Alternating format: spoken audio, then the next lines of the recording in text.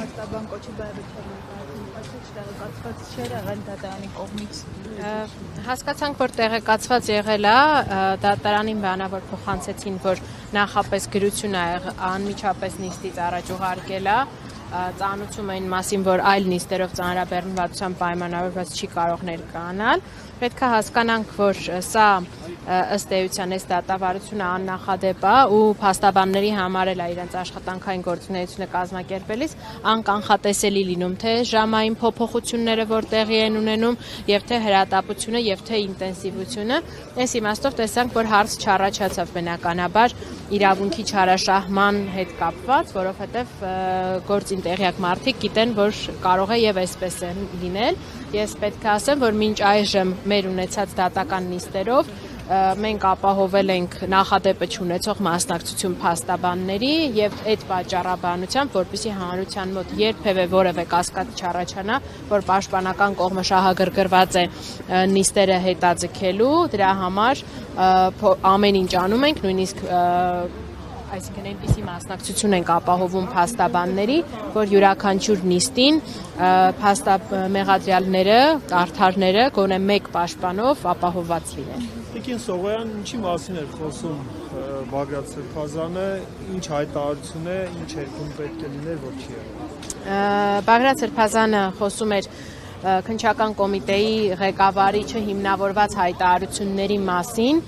որը փորձելով, այսպես ասած, արդարացնել այն շինծ ու մեղադրանքը, որը կա ազգային ժողովում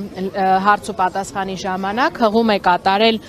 մի, այսպես ասած, չակերտավոր ապացույցի, որը նույնիսկ թվարկված չէ մեղադրական եզրակացությունում, փաստելով, որ իբրև այդ ապացույցը գրված է անձամբ Բագրատ Սրբազանի ձեռքով եւ վկայում է ահաբեկչական պլանի մասին։ Ուրեմն իհարկե այդպիսի տարօրինակ փաստաթուղթ, այսպես թուղթ գոյություն ունի քրեական գործի նյութերում, բայց ինչպես նաև Բագրատ Սրբազանը ասաց, եթե այդ թուղթը իմ ձեռքի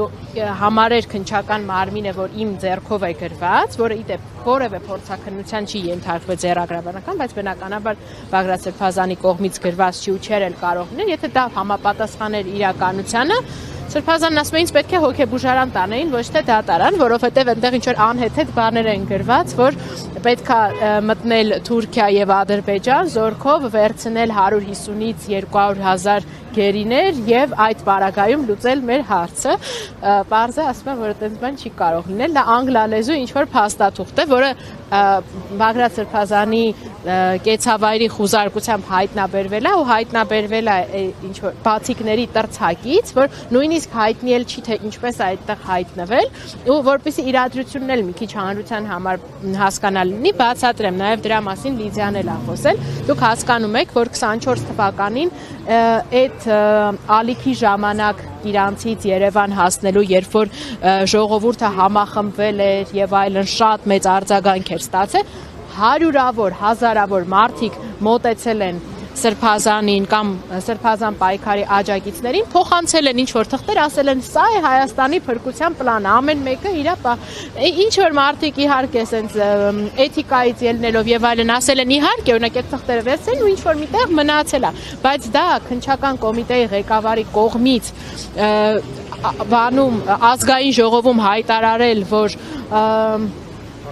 Բագրատ Սրբազանի ձեռքով է գրված, իհարկե անհեթեթություն է։ Ու իհարկե մենք չենք կարող պատկերացնել ամենավատ երազում, որ մենք կհայտնվենք մի այնպիսի պետականության ստրուկտուրայում, որտեղ քննչական կոմիտեի ղեկավարը կարող է այդպիսի հայտարարություններ։ Նույնիսկ իր ենթակայության գտնվող քննիչները չեն գոնե, չասեմ խիզախել, բայց տրամաբանությունը չի ներել, որպեսզի այդ, այսպես ասած, ապացույցը դնեն մեղադրական եզրակացության հիմքում։ Ինչու է նման հայտարարություններ անել, թող դատի հասարակությունը։ Գարվիկ Դանելյանը եւ Իշխան Սաղաթելյանը եւս հարցաքննվեցին օրեր առաջ, ինչ անջատված մասին է խոսքը ու առհասարակ նրանք ինչ կապ ունեն այս գործին։ Ուրեմն Այս գործը համարվում է ընդհանուր այդ հարուցված ահաբեկչության եւ իշխանությունը զավթելու նախապատրաստության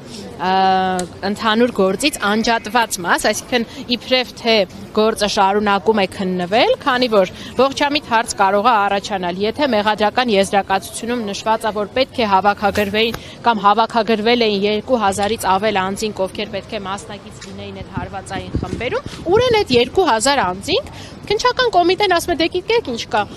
քանի մենք շարունակում ենք դեռևս փնտրել եւ քննություն իրականացնել, բացահայտելու այդ ամբողջ շղթան, թե որտեղից է եկել ֆինանսավորումը եւ այլն եւ այլն։ Բայց քանի որ այս 18 հոգու մասով արդեն իսկ ապացույցները ավելի քան բավարար են իրենց մեղադրանքը առաջադրելու, մենք իրանց մասով ուղարկել ենք դատարան, իսկ ընդհանուր գործը շարունակում ենք քննել։ Ես արդեն իսկ շատ բացեիբաց հայտարարում եմ ու բնականաբար պարզել է, որ փորձում են նաև ինչպես քննչական կոմիտեի ղեկավարն է ասել, փորձեր գտնել սրբազան պայքարի ֆինանսավորման թելերը, կապեր ինչ-որ այլ քրեական գործերին, որոնք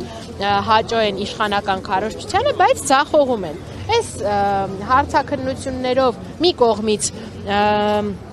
կարիք ունեն իմիտացիա ստեղծելու, որ այդ պայքարը շարունակում է ճակերտավոր հակաահաբեկչական, մյուս կողմից այդ վախը սերմանել ամեն մեկի մոտ գցել այդ կասկածը, որ եթե ինձ կանչում են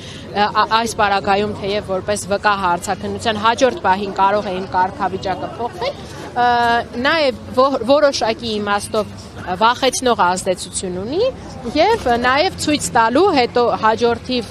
տեղ տալու այս պաշտոնյաներին ասելու, որ քննությունը իրականում է, բայց բնականաբար որևէ էական հանգամանք չի պարզվել ու չի էլ կարող պարզվել, որովհետև այստեղ հանցանք չկա։ Սովորաբար Բագրատ Սրբազանը հայտարարեց, որ այս ընթացքում 2 անգամ քննչական կոմիտե կանչվել է, այս ընթացքում որ կալանավորված է։ Այո, վերջին 2, հենց այդ անջատված մասով, այսինքն հենց ի պատասխան այս հայտարարություններին, բայց այնքանով որքանով, այսինքն այդ գործը դեռևս նախաքննության փուլում է, չեմ կարող ավելին մանրամասնել, որովհետև պաշտպանված է նախաքննական գաղտնիքով, բայց ուզում եմ ասեմ, այդ նախաքննական գաղտնիքի բովանդակությունը մոտավորապես նույնն է, այն ինչը որ դուք մինչ այժմ տեսել եք ոչ բացահայտված քննության ընթացքում։